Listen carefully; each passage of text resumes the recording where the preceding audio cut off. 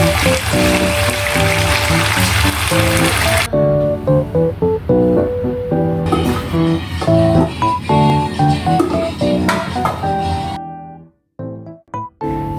assalamualaikum warahmatullahi wabarakatuh. Welcome back to my channel. Gimana kabarnya teman-teman? Mudah-mudahan sehat-sehat ya. Di setiap opening vlog aku gak pernah lupa dan gak pernah bosen selalu nanyain kabar teman-teman di rumah. Dan aku selalu doain semoga kita semua selalu dalam lindungan Allah ya, amin. Nah, ini kegiatan aku di pagi hari sekitar jam setengah 7.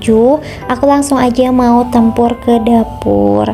Sebelum masak aku mau beres-beresin dulu piring-piring, terus kotak-kotak kontainer yang aku cuci semalam karena udah pada kering, jadi aku mau simpan lagi ke tempatnya. Nah, aku tuh belum punya lemari piring ya teman-teman, karena kalau beli lemari piring pasti jadi bikin sempit di dapur. Nah, jadi untuk sementara nyimpen mangkok-mangkok plastik, terus kotak-kotak kontainer gitu untuk food prep, aku simpennya di rak yang ada di dapur. Karena raknya terbuka jadi sering banget kena debu ya, makanya kalau udah lama banget nggak dipakai itu harus dicuci dulu gitu kalau mau dipakai. Nah, sebelum masak aku mau masak nasi dulu karena nasinya udah habis. Tadi aku tuh lagi ngerebus daging kurban pakai panci presto, mau direbus selama 30 menit biar dagingnya bener-bener empuk. Nah, ini tuh aku baru mau mulai masak daging kurbannya teman-teman, setelah beberapa hari sudah kelewat ya Idul Adhanya. Rencananya mau dibikin gepuk daging aja biar simple ya, nanti kalau mau makan tinggal digoreng dadakan. Biasanya kalau terlalu banyak makan daging nantinya tuh suka sembelit ya teman-teman, karena aku sudah mengalami itu. Nah, aku tuh udah banyak makan daging di rumah ibu aku tuh kan masak daging terus ya, digulai daging terus direndang juga. Nah, terus aku bawa pulang juga sisa masakan ibu, jadi daging terus itu ada beberapa hari lah aku tuh nggak makan sayuran dan buah-buahan. Nah, jadinya aku tuh sampai sembelit. Jadi kalau mau makan daging harus seimbang ya, harus makan buahnya juga atau sayur-sayuran. Oh ya, sekarang udah mulai masuk akhir bulan Juni ya teman-teman, sebentar lagi mau masuk bulan Juli. Aku tuh ngerasanya di bulan Juni ini cepet banget berlalu, gak tau kenapa ya, padahal tanggal merah gak terlalu ada banyak ya di bulan Juni ini. Dan di bulan depan nanti atau di bulan Juli itu sering banget disebut musim bayar sekolah ya teman-teman.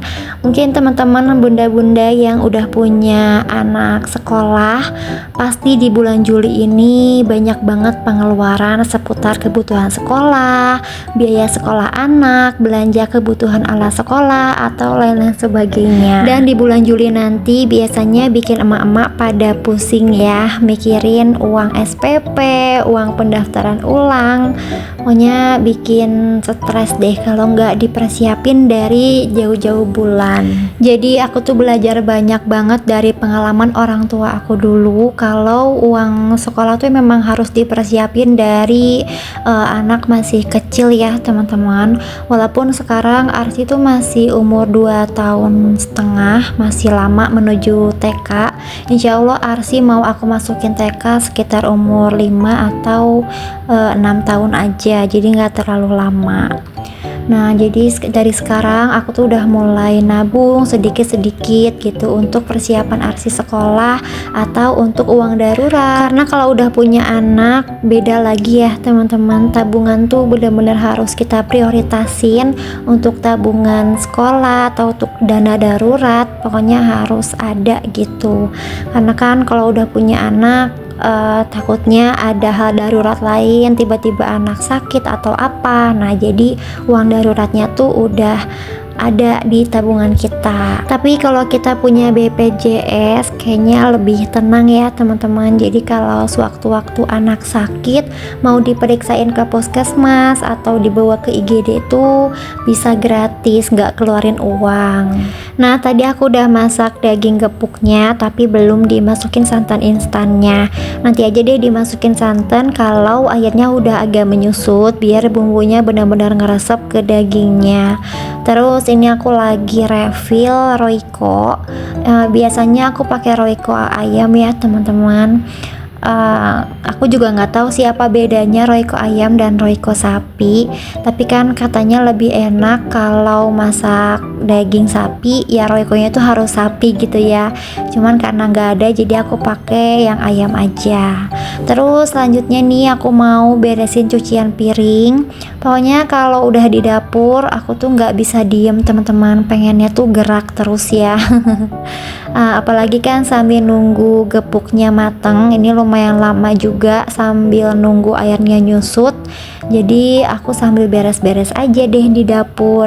Oh iya, ini tuh aku cuma sendirian aja di rumah teman-teman, karena tadi aku minta tolong ke Pak suami untuk beli ceker. Rencananya aku pengen bikin ceker mercon, tiba-tiba kepengen banget yang pedes-pedes. Kayaknya aku udah mau ini deh, apa namanya, udah mau datang bulan ya. Biasanya kalau udah mau datang bulan tuh kepengen yang pedes-pedes, terus jerawat udah mulai muncul-muncul gitu ya, hormon biasalah perempuan. Nah, tadinya aku tuh minta tolong beli cekernya di komplek aja, lumayan deket. Terus ada tukang ayam, walaupun gak banyak sih stoknya, tapi katanya Pak suami mau ke pasar aja. Ya udah deh, bebas lah ya. Yang penting aku pesen ceker 10.000, minta kukunya dipotongin, terus nitip beli cabai domba juga, karena kan kalau mau bikin ceker mercon cabenya harus yang banyak banget ya, biar pedesnya tuh nampol gitu. Nah, ini airnya udah agak menyusut, mau aku masukin santan instannya. Udah itu aku masak lagi sampai airnya tuh bener-bener habis ya, biar bumbunya tuh bener-bener kerasa gitu ke dagingnya. Nah, selanjutnya aku mau beresin dulu kamar. Nah, seperti ini teman-teman kondisi kamar tidur aku kalau pagi-pagi. Kamarnya berantakan banget ya. Dan tumben banget semalam itu cuacanya tuh dingin, yang biasanya aku nggak pernah selimutan, tapi semalam aku tuh pakai selimut. Tapi kalau Arsi dan Pak suami nggak pakai selimut ya, mereka tuh anti selimutan kecuali kalau lagi sakit aja. Nah, apalagi Arsi tuh kalau lagi tidur dia suka keringetan teman-teman. Keringetnya tuh kayak yang abis olahraga gitu loh, sampai bikin baju jadi basah. Padahal dia tuh lagi tidur gitu ya, nggak gerak sama sekali.